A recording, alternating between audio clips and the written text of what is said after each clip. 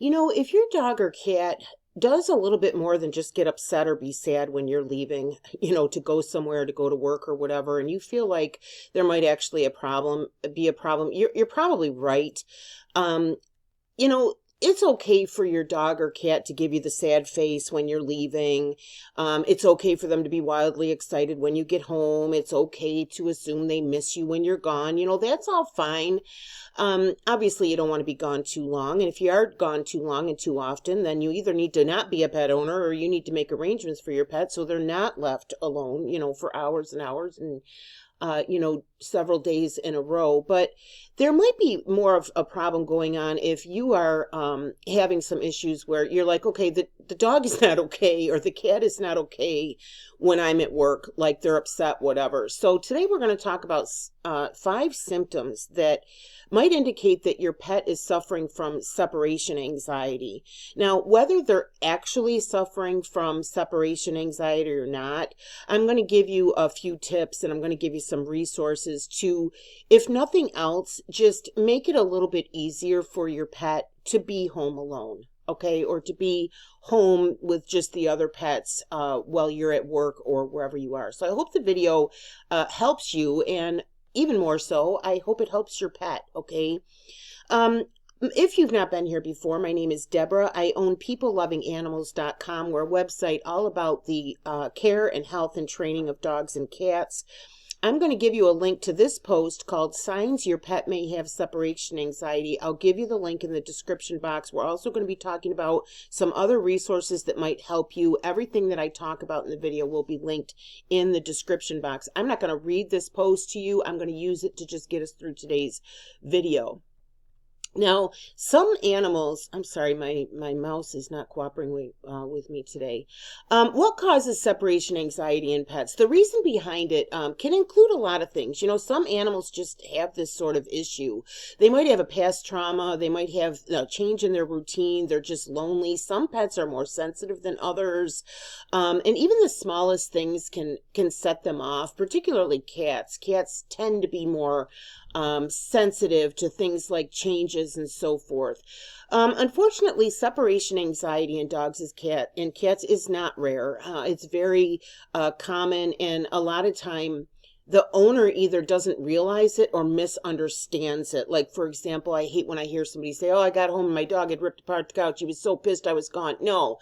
Your dog doesn't have the capacity to think like that. Okay, animals, yeah, they're not happy that you're leaving, but they don't have the mental capacity to actually conspire against you. I'll show her I'm going to destroy the couch, or I'll show her the cat says I'm going to piss on her bed. No, they don't have that. They don't even have that cognitive thinking. They can't even plan that, okay?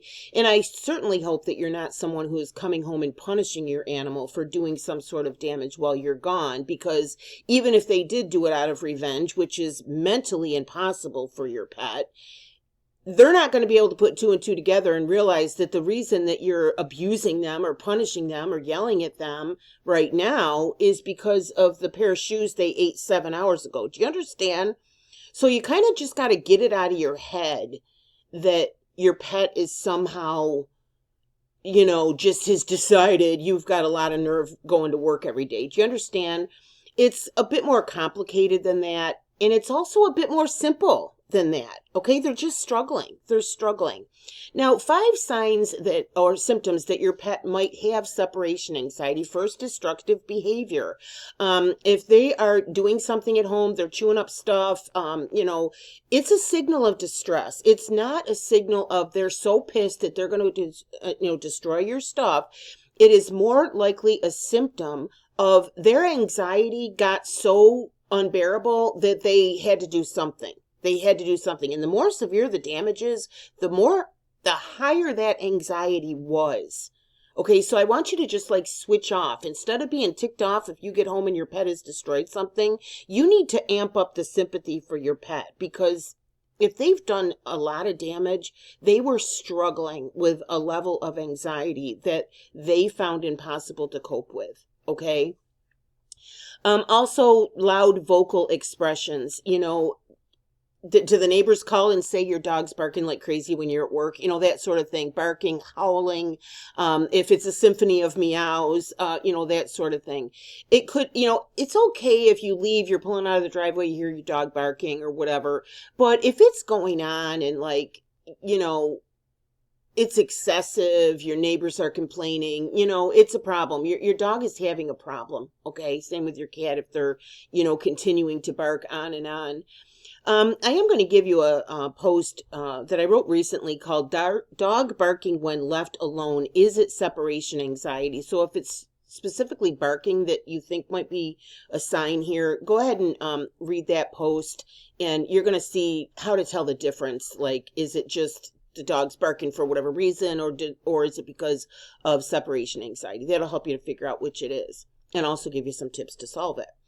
Number 3, anxiety. Anxiety can mess with a pet's regular routine, changes in how much or when they eat or sleep, turning your previously predictable friend into an unpredictable partner in crime.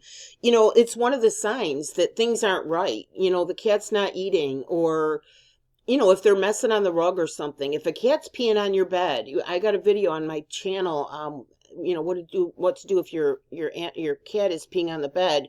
It's emotional. It all has to do with emotions. So if your animal isn't eating the same, if they're not playing the same, if they seem more high strung, if they seem extra clingy, or if they just are any of these things in general, it could be that they're actually suffering from separation anxiety. Number 4 is if they're pacing, if they're panting, if they're drooling, pacing back and forth, panting heavily.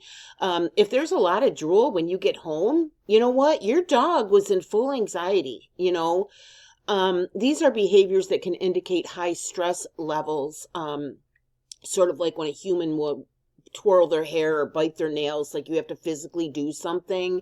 And the same is true for animals when they're suffering from anxiety. Number 5, house soiling is another significant symptom. Pets can forget their house rules under stress. They can have unexpected messes. It's not bad behavior. It's stress taking over.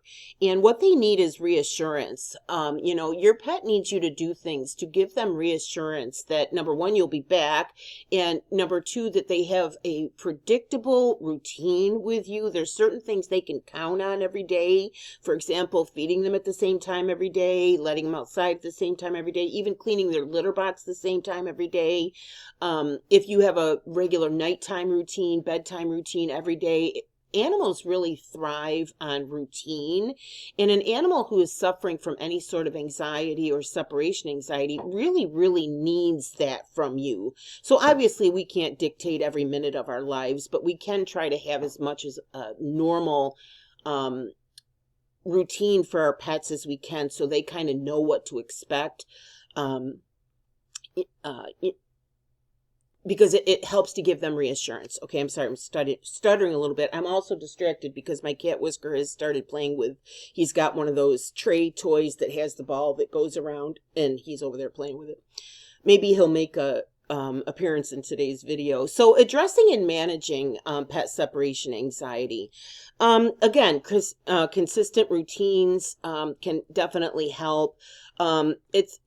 And again, the routine teaches them this is what's happening. They know what to expect. Okay, you're leaving for work, but they also expect you to come home because you do every day. You know, like repetitive things, routine, you know, that they can kind of cling to. Also, just have a cozy space for them. You know, your dog might like to have a crate. You don't have to put him in the crate and lock it. Just give him a little crate to sleep in with a little bed, a little blanket. You know, same thing for your cat. My cat Whiskers has one of those cloth teepees, if you know what I mean. He can hide inside there. You know, if your pet is particularly sensitive to things like outside noise, you might want to close the curtains a little bit, or you could even turn a radio on just so that they don't hear every noise, you know, especially like if you live in an apartment complex. You know, if you just have the radio playing softly, it just kind of drowns out the sound of everybody's everything. Those sorts of things. I am going to give you a link to this post in the description box, so I'm not going to give you all of the information here. I'll be keeping you forever, but these are just some of the things that you can oh, by the way, I'm giving you a link for a YouTube video about with soothing music for your pet to listen to while you're gone. There's tons of videos on YouTube about that. You can also have interactive toys for your dogs, interactive toys for your cats. Some people have pet cameras where they like can speak to their dog when they're at work. I've never done that. I just saw a commercial about it recently and it was really cute where the dog was walking around the house and the guy has his little camera and he starts saying, "Hi, Bella." And the dog comes up to the camera and it was just funny. I've never done that, but apparently people are doing it and, it makes things easier for their pet. Um, Separation anxiety treatment. There's a professional dog trainer named Doggy Dan. If you've been here before for my dog and puppy training videos, you know I've been talking about Doggy Dan for years because I really believe in his dog training philosophy. But he has done a blog post. It's a free tutorial called Separation Anxiety in Dogs, Why It Has Nothing to Do with Boredom. And I think if you have a dog that you think might have separation anxiety, that's a really good tutorial to go ahead and read. I'll give you the link because it just helps you to understand. Doggy Dan is all about understanding how your dog thinks. He helps you to see it from the dog's point of view, and it's super helpful, not just for this issue, but for a variety of training and behavioral issues. I'm also going to give you a link to my post and video called Treating Dog Separation Anxiety, Help Staying Home Alone. I'm also going to give you a link to a training program by Doggy Dan called the Dog Calming Code. I'll also give you my review of that product. That is a really good 5-step simple training program that you can do with your dog. That it's the Dog Calming Code. They will be reassured. They will be comforted. They will be confident. It's really a fantastic program. And I'm also going to give you the link that I give you should still have 50% off. I think they're still doing that. So go ahead and check that out if you want to. Regarding separation anxiety for cats, again, I'm going to give you a post and video, Separation Anxiety in Cats, How to Help Your Cat. And that goes into more specifically why your cat might have separation anxiety and specific things you can do.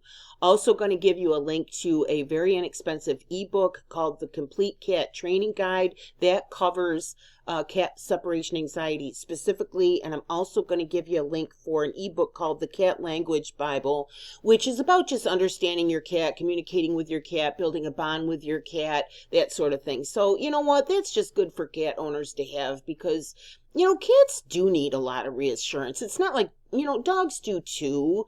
But I don't know, in my experience, I've always felt like the cats need a little bit more, confidence and, but anyway, I'm giving you all these resources in the description box to help you. I'm also going to give you a link if you have a cat for Jackson Galaxy's video about cat separation anxiety. And if you're a cat owner and you don't know Jackson Galaxy, you need to know Jackson Galaxy. He is a cat behavioral expert and he's got a YouTube channel. He's wonderful. So go ahead and check out that video as well. One more thing I want to cover, when to call the vet. You should always call your vet when your pet is doing something out of the ordinary. If they're doing anything, whether it's barking, meowing, urinating, coughing, they won't eat, they're not sleeping, they're whining, no matter what it is, whenever your cat or dog is doing something out of the ordinary that is not normal for them, you should always at least give a quick call to the vet and say, this is what's going on. Should I be worried about this? Because a lot of times they can actually be having a medical issue. Veterinarians can also give you probably some pretty good advice about ways that you can help your pet to stay home alone. They might have some tips for you, and they would also be able to help you if the anxiety is serious. You might discuss whether the animal might need medication and that sort of thing. I personally think most training programs, and certainly the ones I've given you, will get it solved for your pet. But like I say, if you've got a serious issue with your pet, if you've done the training, it's not working, it's always a good idea to have your vet in the loop, okay? Let's see, what else have we got here? Oh, I've also got a post called Why Is My Pet So Clingy? And I put that in because it's not necessarily separation anxiety, but it's like one more thing, like what's the matter with the dog? What's the matter with the cat? And what you can do to give them reassurance, to give them confidence, right? So I'm going to go ahead and give you the link to this post. I hope that you find it helpful. I hope that you found today's video to be helpful. If you did, I'd appreciate it if you'd give the video a like. It really does help YouTubers when you do that. Go ahead and look in the description box. You'll find all this stuff. And I would love it if you would come back and comment on the video. Let me know, what kind of symptoms was your animal showing? Why did you show up to this video? Why were you looking on YouTube? What was your pet doing? And please let me know if any of the suggestions or the resources that I've given you in today's video have helped. I really would like to know, and it would also help other people coming to watch the video in the future if they can see your comments on what your pet was doing and what worked to get it solved. So again, thank you so much for watching. I hope that I have helped. My name is Deborah, and my website is peoplelovinganimals.com. Thanks so much. Bye-bye.